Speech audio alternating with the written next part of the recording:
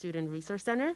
And I want to welcome all of you today to our third and final workshops from our three-part workshop series on UndocuGrad. This third presentation will be focusing on financing graduate school. In the last couple of weeks, we hosted two presentations, one on Graduate School 101 for the humanities, social sciences, and law. And the second one, it was on STEM, engineering, business, and marketing. Those presentations are on our website, and this presentation will also be posted on our website after this recording. So to not extend this a little any further, I want to introduce our guest speaker for today, who will be talking about the different graduate options to fund your education, or the different options to fund your graduate education, whether here at San Jose State or any university that you're considering. And so with any further ado, I would like to invite Juan Ruiz Cortez, our Life After College consultant.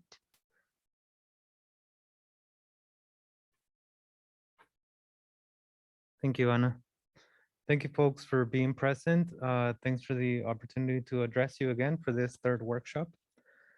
And just jump right in. So today's presentation is going to cover the difference between grad and undergrad financial aid. We're going to demystify a little bit of the specifics of what are fellowships in comparison to scholarships, grants, and loans. And I'm going to share with you some resources that you can take with you. And I also want to mention that for those of you that this is your first time joining us, I gained my education as a transfer student to UC Santa Cruz in 2015. I graduated in 2018 with the BA in philosophy and critical race and ethnic studies. I then went on to gain a master's in philosophy, and my graduate education was paid by an internship that we created for an unmet need that we had at EOP. And I can talk a little bit about that because you might reach a point where you gain admission into a grad program and that program doesn't provide funding. And so then you have to get creative and see how you stitch together a financial aid package. And so then that's where I started advocating for myself and for other grad students. And we created an internship that paid for tuition fees, healthcare, and provided a modest stipend so that I could survive. So there are ways to do it, folks. And I'm going to cover some of those ways. After my grad education, I launched a limited liability company where I provide this sort of education training and consulting. And I also do academic philosophy since that is my training expertise. So when most of you might be in undergrad and thinking about grad school, and so how different is your undergraduate financial aid than your graduate financial aid? So in undergrad studies, the university funds you. If you recall, when you applied to this and perhaps other institutions, you applied to the university, right? In grad studies, you apply to a department at that university. And so the financial aid looks different since it's not the university funding you, it's going to be the grad program, that particular department. And so this is where your personal statement comes into play and is very important.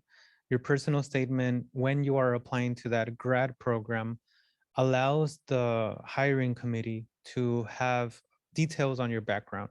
And then they're able to align you with pots of money or fellowships or perhaps some scholarships that are particularly tailored for folks with your criteria, your particular walk of life or your academic trajectory, right? Or probably some background or ethnicity factors that come into play.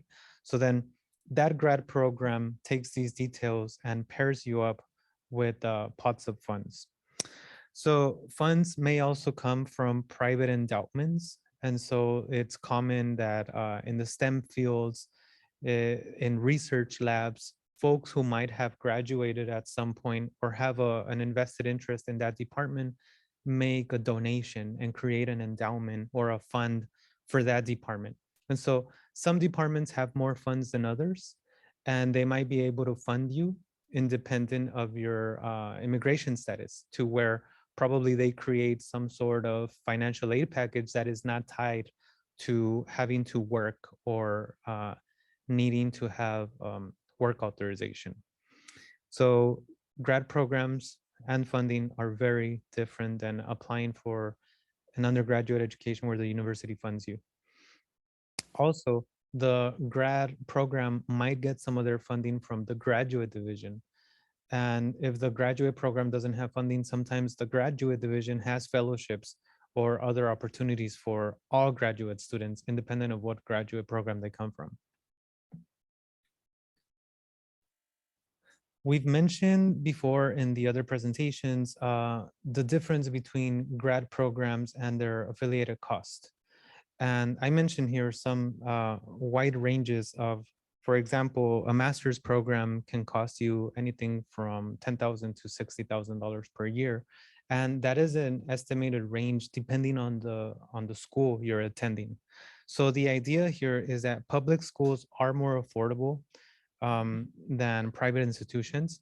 Yet private institutions have larger endowments. They may have more pots of funds and fellowships that they can sponsor you with. So even though a program might appear to be more expensive per year at, say, a private institution like Santa Clara University or an Ivy League, they have other pots of funds that the private schools don't have. Private funds might be attached with federal funds to where it may require you to have a legal residency or citizenship or work authorization. So the idea here, folks, is apply to private schools, apply to those Ivy Leagues that may appear to be more expensive, since they might be able to pair you up with more opportunities in a private institution. And this is just the financial aid aspect of things. I know that there are some great graduate programs at state schools or public institutions.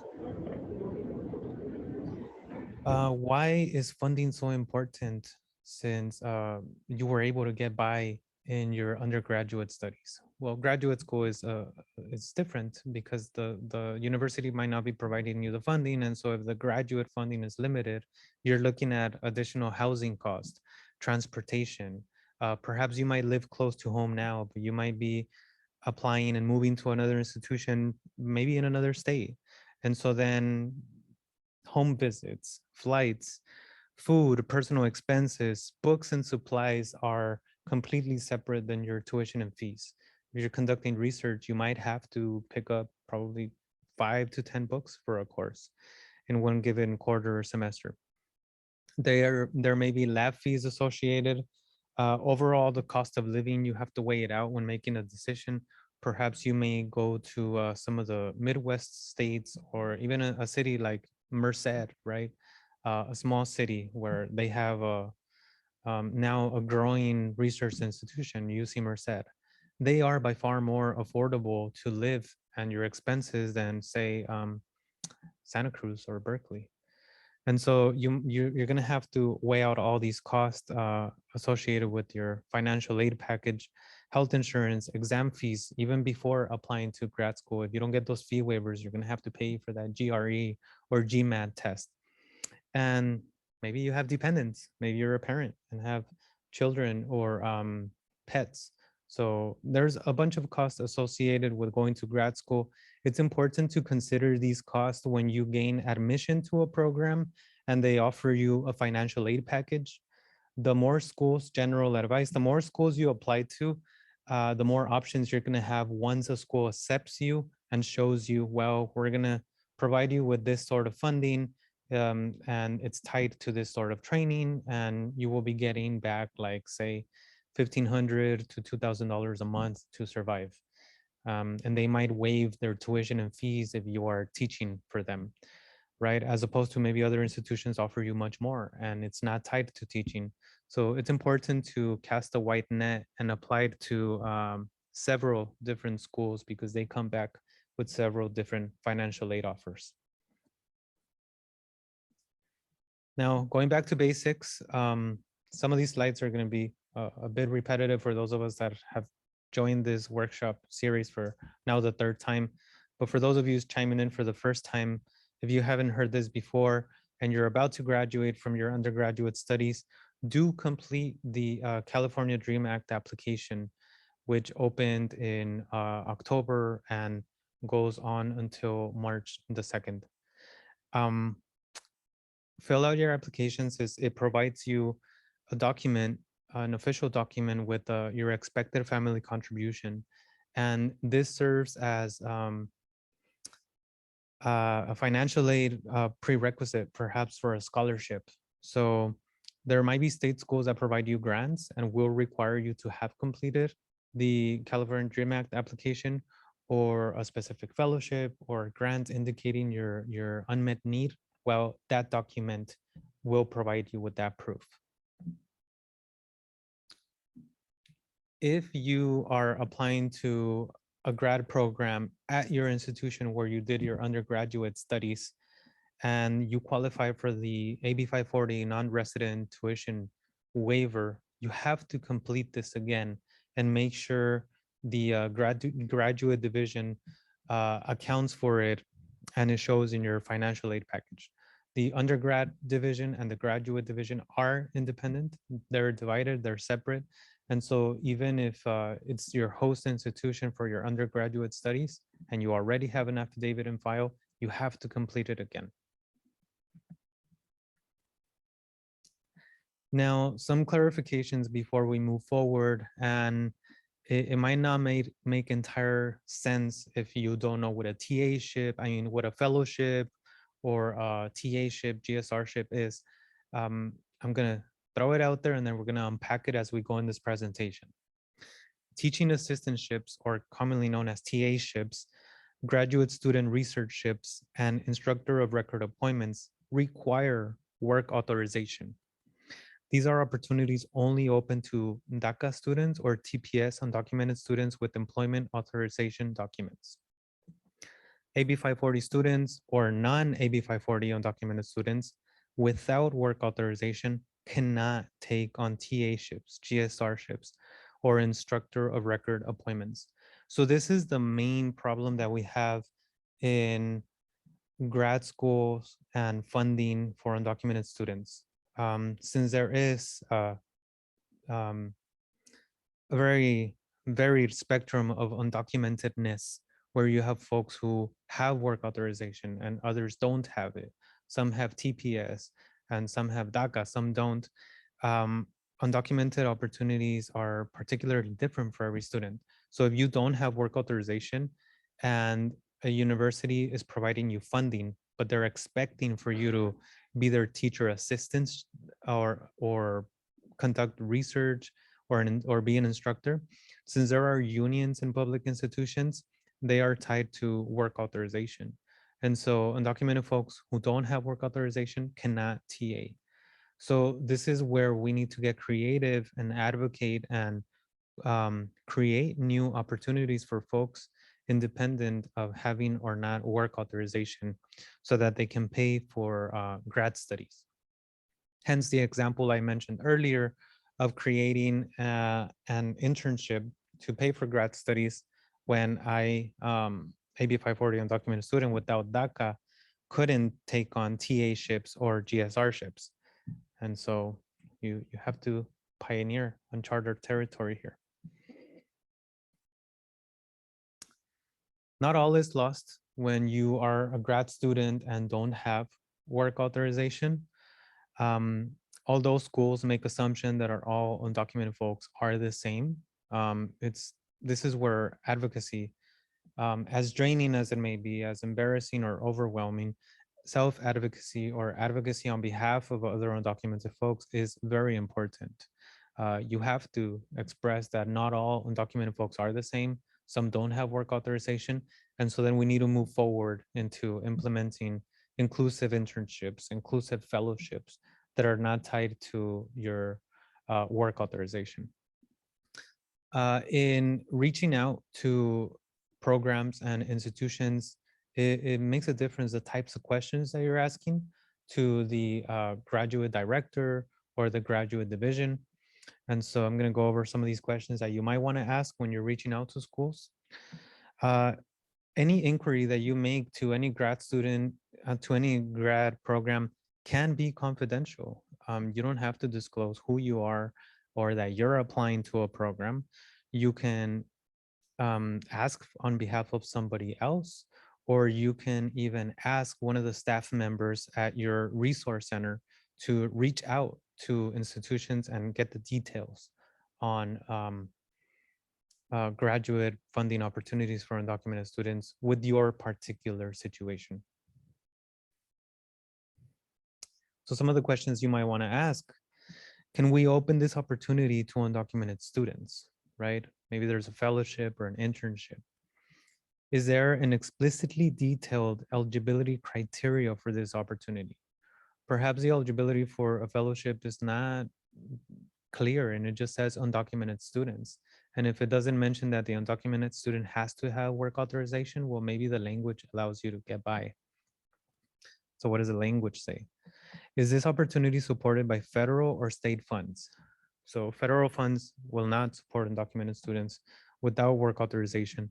State funds include AB 540 students who might not have work authorization. So state funds encompass more opportunities than DACA student opportunities. Is this internship or fellowship or scholarship linked to undocu-friendly donor funds? Right? Perhaps maybe you want to nudge the department that they want to move closer to donor funds that are undocu-friendly, that support our communities as opposed to only taking federal funds. Can we ask or can we seek out alternative sources of funding for this position? So if you're applying for an internship or a fellowship, which might be tied to work authorization, well, maybe initiating the conversation of, can we seek out alternative sources of funding so that undocumented students without work authorization can benefit from that particular opportunity? Again, there may be other questions. I encourage folks in the audience, if you've already reached out to departments and have had this conversation, chime in some feedback or any other question which you think may be prudent to ask in this particular situation. I encourage folks to interact at any point in the presentation. Yes, question.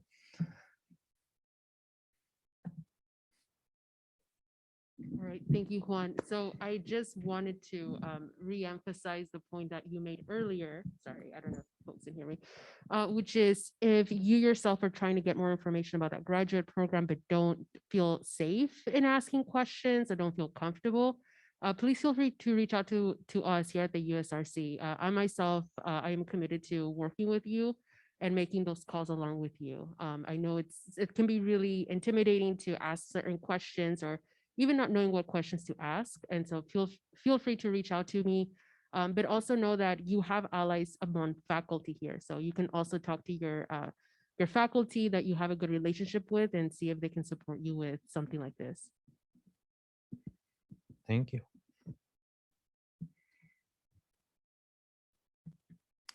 So what is the difference between a scholarship, a fellowship, a grant, or a loan? A scholarship, it encompasses funds that are directed towards your studies for students, right? And you may gain a scholarship for financial need or meeting a grade point average, doing community service. Perhaps your major is offering a scholarship just for being a student in that field, or you come from a particular city in the state. Well, a fellowship, it provides funds for students or non-students. So it can be someone who already graduated or who is looking to attend an institution, right?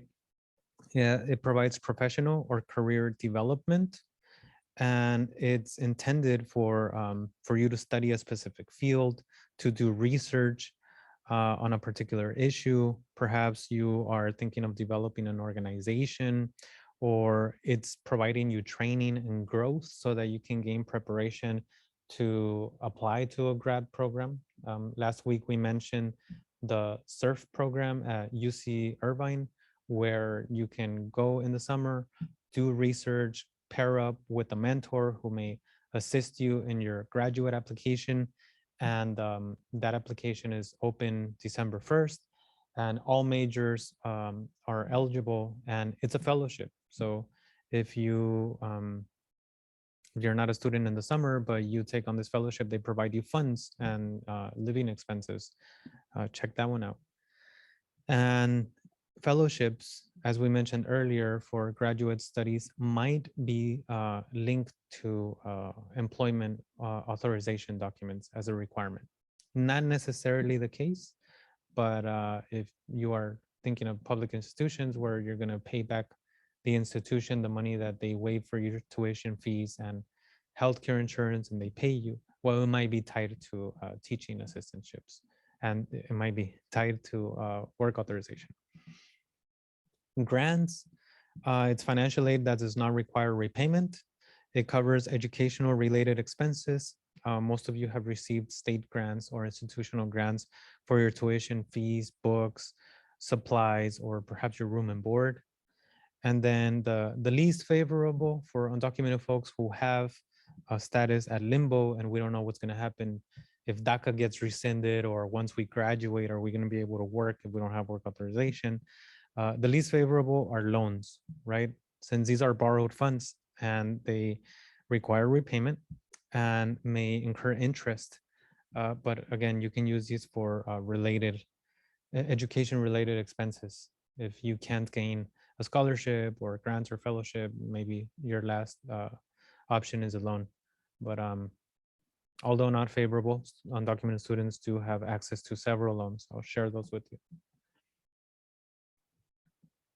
So scholarships. Private scholarships are available regardless of immigration status. And you may want to reach out to the school's financial aid office and inquire about their availability, their selection process, and if there are any citizenship requirements, as we mentioned earlier. And do remember that when you apply to a grad program and you complete the application, some grad programs provide a separate application for scholarships or fellowships.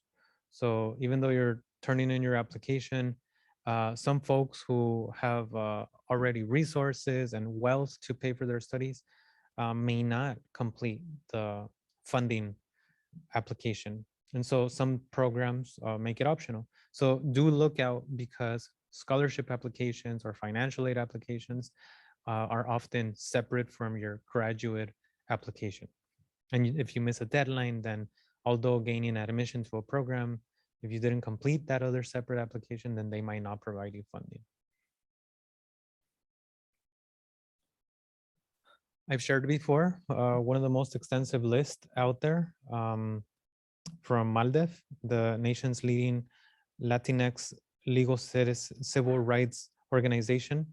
I've placed in bold, folks. It's not solely open to Latinx folks. Everyone is eligible to apply. Some scholarships are linked to ethnicity or race or ability or disability, independent of your nationality. So although it's MALDEF, they do provide this list. They update it every year, and it grows and it changes for folks. It changes because of folks outreaching to organizations and saying, hey, can you open this opportunity, which at one point it's only open to folks with work authorization. Can you open it to all undocumented students? And so then there's all these small updates that get done every year. And please do check this out. They're divided by due date or by major, however you wish to look at it. There are some scholarships due this November, so you still have time. And another great resource, graduate scholarships by Immigrants Rising, the leading organization in California, providing higher ed and entrepreneurship resources to our undocumented community. The scholarship link is live and updated from time to time. They also provide a list of fellowships for undocumented folks that don't require proof of US citizenship or legal permanent residency. So they're making a direct intervention with the most significant program that I've identified, which is graduate funding for folks who don't have work authorization. Now, I'm providing you an example of an institutional fellowship at another CSU. And this is new to you students, perhaps, if you haven't come across it. We've already brought it up to your campus staff and faculty in another training. So they are aware of this, and hopefully something of this sort gets implemented at San Jose State University for folks in grad studies. So the purpose of the San Francisco State University Graduate Equity Fellowship is to increase diversity by encouraging students with educationally or economically disadvantaged backgrounds and outstanding academic records to pursue and complete master's and doctoral degrees. They offer $3,500 for master's students and $5,000 for PhDs. Look at the requirement. The requirement is to have completed the California Dream Act application. Hence the reason why, although some of you might think, well, I'm done with my undergrad, I don't know if I'm going to grad school, and don't complete the application. Remember that it closes in March 2nd. And so you have to wait all until October 1st to complete it again. They require it, and it's also open for AB 540 students. And as you remember, AB 540 students, a lot of us don't have work authorization. So this is a good example and model that if you take note, you can provide for another institution. Perhaps you're going to San Diego State University and you can say, hey, like in another CSU, there's a model out there. Here's the language. This is where the funds are coming from. And then you start to implement incentives at other campuses. So we talk about creating fellowships and internships. Another great resource is an outline for your institution when you come up with a concern and there's an unmet need and you're asking for them to implement an incentive. Well, here's an explicit example that takes into account every section of creating an inclusive fellowship. Step-by-step guideline to from the all covering every aspect of the fellowship, the application process and the signed agreement. Here's a link for that. And this was instrumental when we created our internship at UC Santa Cruz, which is still going on. It's a graduate student mentor internship. And so I can speak a little bit about that, although I'm going to talk more about being an entrepreneur and pitching a project or drafting a proposal in the next semester in our independent contractor series. But I gained admission to the philosophy department, and they didn't provide me $1 of funding. They did have teaching assistantships, but since I don't have work authorization, I couldn't take on these TA-ships. And so then I went to EOP, which is the Education Opportunity Programs, where we have undocumented student services. And I spoke with the director and I said, look, I'm an undocumented student and I gained admission to a grad program. There's these skills that I can provide to your students.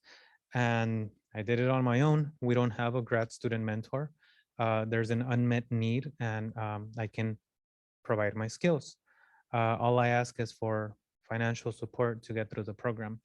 And so we had then a coordinator and a group of interns that assisted undergrad students, yet there was no one doing work in getting undergrad students to grad school or fomenting grad undocumented grad student community incentives on campus.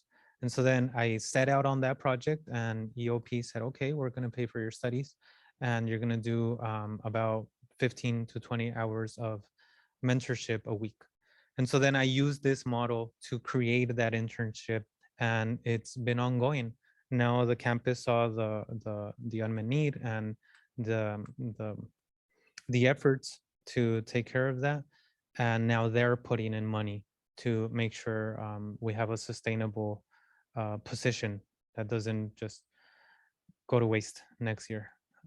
So it's a good example. I can, if folks want to meet with me during my office hours, and I can show you some of the work that I did, or if you have ideas of implementing incentives of this sort, you can count with my support. Now, I provided you a CSU example of a fellowship. Now, here is one that I've mentioned before, which is an example to follow at the UC level. And there aren't a whole lot of paid opportunities for master's program, independent of being undocumented or not. It's not very common that you see a paid master's program, unless you do a master's in passing when you get admitted to a PhD. Um, However, at UCLA, they have the graduate fellowship for undocumented AB 540 graduate students. And this is not tied to work authorization. It's not tied to teaching. It is a fellowship that is open to master's and PhD students. And you don't have to be a DACA applicant. They provide stipend, tuition, fees, and supplemental tuition if needed for, say, like a credential program. So again, folks, I share this with you, and probably some of you have heard about it before. The link is live. If you are intending to go to, say, Berkeley, and they don't have this in place, well, you can say, hey, look, there's another UC who has this model. This is how they put it together. I'm providing you all the resources so that you can implement something of this sort, and you'd be surprised. Things might come true. Now, the CSUs, if you intend to pursue grad studies, or if you are a grad student right now, and you completed your California Dream Act application, and your AB 540 affidavit is part of your financial aid package, the university provides grants for teaching credentials and for grad students in general. I've provided the link of other resources at the CSU level for undocumented grad students, and with more information on these opportunities. Also, since I mentioned loans, this is a good place to start. The CSU offers you the California Dream Loan, and it's a subsidized loan program where undergraduate, credential, and master students have access to a loan. Your, as I mentioned, the requirements are your California Dream Act application and the AB 540 affidavit. Now remember, this is borrowed money with interest. It's very similar to the federal direct subsidized loans, where the interest rates may change annually. There is no interest while you are at school, and there are periods of approved deferment. So perhaps, like, as some of you might know, when we were in the beginning of the pandemic, a lot of these opportunities put their interest on hold. Um, Independent from that, that's only one example. There's a 6-month grace period upon graduation where interest rates are not accruing, so that you can gain employment and then start paying your loans. Outside of the CSU system, there are other loan options. Although undocumented students cannot receive federal loans or Pell Grants, they are eligible for institutional or private loans using a taxpayer identification number, or ITIN. And DACA students are eligible for the Sallie Mae and Discover loans with a US citizen cosigner.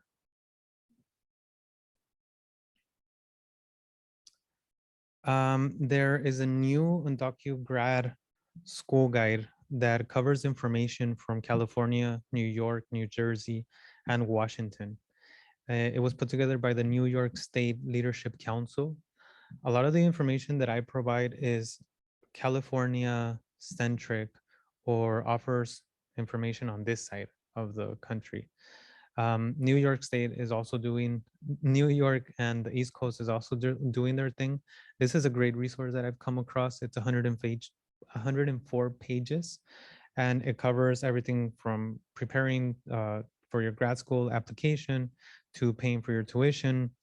What do you do once you're attending? What are some tips to take care of your studies and yourself? And what do you do once you've graduated?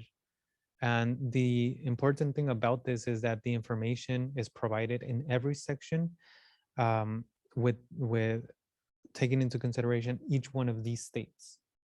So it provides you, if you're thinking of going to New York, what are the state laws? What are some of the financial aid options? What do you do after you graduate? What are some of the laws that allow you to practice and gain licenses in your field? There are more and more institutions putting together undocumented graduate and professional student handbooks or guides. And in conversation with your resource staff, um, this institution hopefully is moving in that direction where there are conversations that are had often and that might get lost in translation, or if somebody doesn't continue the conversation, we have to initiate it again. So having handbooks and guides for, say, what do you do when you graduate from the teaching credential program? Some folks might say, well, why do we even enroll students if they're undocumented and they're not going to be able to work? So there are guides that set in stone per se some of these conversations and are guides for faculty, staff, but also for students. So what are some of the laws that are important in that particular example, in gaining a teaching credential, and how are you going to work afterwards if you don't have work authorization, right? So check out these guides from UCLA and from Santa Clara University. They've provided some of the stuff that I've covered in the presentation, but my presentations are not exhaustive. There's a lot more for you to check out, and hopefully your institution starts creating these sorts of guides that settle some of the conversations, and then we can move forward to the next steps. Lastly, I've mentioned this before in my other two workshops, PhD, no, Pre-Health Dreamers. So Pre-Health Dreamers is an organization for those of you interested in medical school. So they do provide medical school focused internships, scholarships, experience related blogs and information at their site. And it was put together by undocumented medical school graduate students. I've mentioned this before. For those of you that are new, check it out. You might get some ideas of how do you pay for your education if you're in the health field. And lastly, my undocumentedlife.org covers all things undocumented, from mental health, well-being, paying for grad school, applying, different state resources, state laws, and just staying in touch and networking with folks in all things undocumentedness. So check them out too. And thank you. I welcome your questions. Again, it's not an exhaustive presentation, but it's just focused on what are some things you should take into consideration so that you can pay for your graduate studies.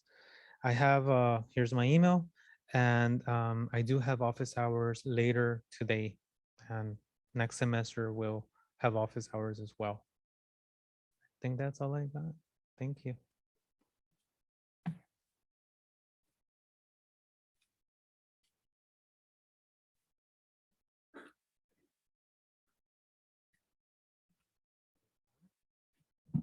All right. Thank you so much, Juan, for today's presentation. It was a lot of really useful information, and I hope all of you walked away with learning something new. I do want to emphasize Juan's office hours. Please visit our website to get more information, and our website is sjsu.edu/UndocuSpartan. We will also be having this information posted on our website under the UndocuGrad tab, and you will already find the presentation slides on there as of right now. Additionally, I do want to remind you of additional resources here on our campus associated with graduate school or applying for paid opportunities, or offices that will support you in getting ready to apply for those opportunities. So I want to remind you all that we do have the SJSU Career Center that can help you out with your resume, cover letters, or help you look for paid opportunities through some of the resources that we have. Don't forget that also your faculty and staff, so your college departments are, resources themselves. So talk to them and have those conversations about what are paid opportunities through those programs that may be open to you or that you can explore. And finally, we do have our graduate scholars program on our campus. And so there are advisors on campus that can provide you more information on the admissions process to graduate school. And all of that information is on our website. So please feel free to check it out or reach out to us directly at sjsu.edu, or emailing undocuSpartan@sjsu.edu. And so thank you so much. And please, again, feel free to reach out to us. Have a good day.